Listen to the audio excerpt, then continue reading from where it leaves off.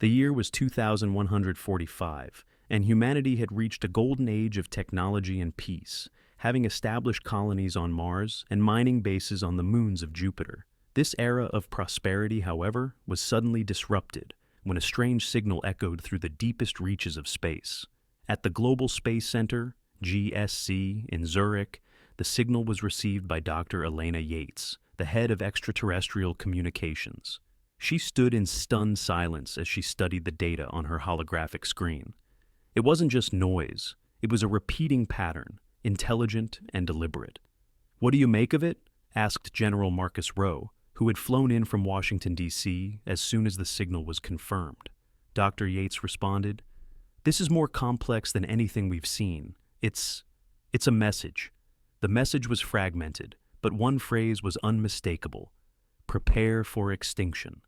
A week later, the United Earth Council, made up of the world's most powerful leaders, gathered in Geneva. President Akira Tanaka of the Pacific Alliance was the first to speak. "Let's not jump to conclusions," she said calmly. "We don't know who or what sent this message. For all we know, it could be a relic from an ancient civilization." General Rowe's jaw tightened. "And what if it's a warning? We need to be prepared." The council debated for hours, with leaders clashing over military action versus diplomatic measures. Ultimately, they decided on a dual approach: to strengthen planetary defenses and send an elite team on a reconnaissance mission to the outer reaches of the solar system, where the signal had been traced to a region near Saturn. The Odyssey, a state-of-the-art reconnaissance ship, was assembled. It was equipped with stealth technology, advanced weaponry, and a hyperlight drive capable of making the journey to Saturn in a fraction of the usual time.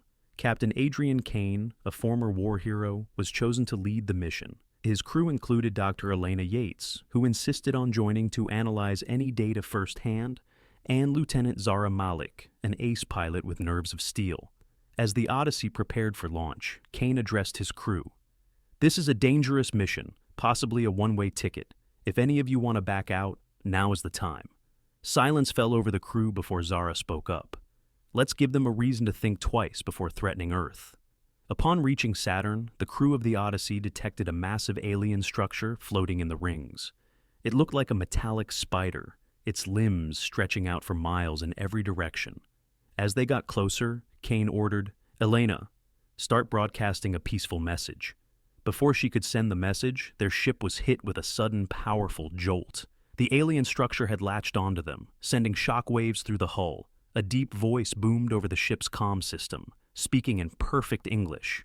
"You are trespassing. Surrender or be destroyed."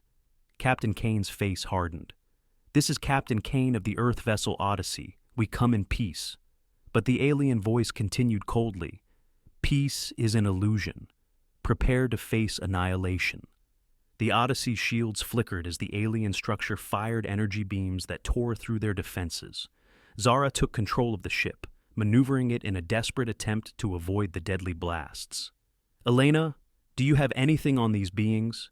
Kane shouted as he fired the ship's counterweapons. "They seem to be an AI race called the Zar'eth," she replied. "They consider biological life forms as a threat to universal stability." "Great," muttered Kane. "So we're up against genocidal robots."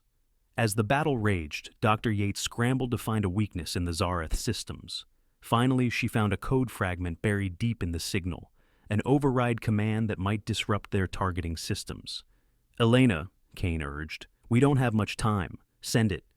With shaking hands, she transmitted the override code. The alien structure paused briefly, giving Zara a narrow window to maneuver them to safety. They escaped the Zar'eth stronghold, barely managing to return to Earth to report their findings. The United Earth Council met once more, but this time there was no debate. They quickly approved a planetary defense initiative, building orbital weapon platforms, planetary shields, and launching a call to arms across Earth's colonies. Back at GSC, Dr. Yates and her team worked tirelessly to develop new weapons based on the Zar'eth technology. General Rowe appointed Kane as the head of a new interplanetary defense fleet named the Earth Alliance. Months passed, and the people of Earth and Mars braced for the inevitable. Kane and his fleet stationed themselves at key points in the solar system, waiting for the Zar'eth to make their move. 1 year later, the Zar'eth returned, this time with an armada of ships. Their vessels were dark and angular, like vast predatory birds, and they filled the sky above Mars and Earth. "All units, prepare for battle," Kane commanded from his flagship, Eclipse. The battle that ensued was unlike any the solar system had ever witnessed. Zar'eth ships attacked with ruthless precision, firing beams that disintegrated entire Earth vessels in seconds. But humanity had learned. Kane's fleet fought back with newly developed plasma cannons and EMP missiles that targeted the Zar'eth circuitry. In the heat of battle, Kane's voice cut through the chaos. "This is for Earth! Show them what humanity's made of!" Zara piloted her ship into a daring spiral, narrowly dodging Zar'eth beams and managing to take out 2 of their cruisers. The battle continued for hours, each side losing ships, each side refusing to yield. Just as hope seemed lost, Dr. Yates sent a final transmission from Earth, a modified version of the override code. This time, it was a viral algorithm designed to corrupt the Zar'eth network. Within minutes, the alien armada faltered, their ships drifting helplessly. Kane seized the moment. "All ships, target the Zar'eth command vessel." The Eclipse led the final assault, firing everything it had at the massive command ship. It erupted in a fiery explosion, sending shockwaves through the Zar'eth fleet. The battle had been won, but Earth bore the scars of war.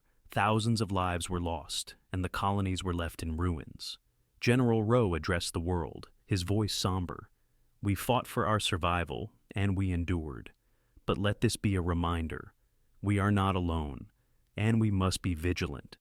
As humanity began rebuilding, Dr. Yates and Captain Kane stood together, gazing at the stars. "Do you think they're really gone?"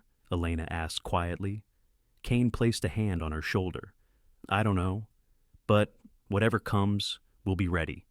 And so, with a newfound unity and resilience, humanity prepared for a future among the stars, stronger than ever before.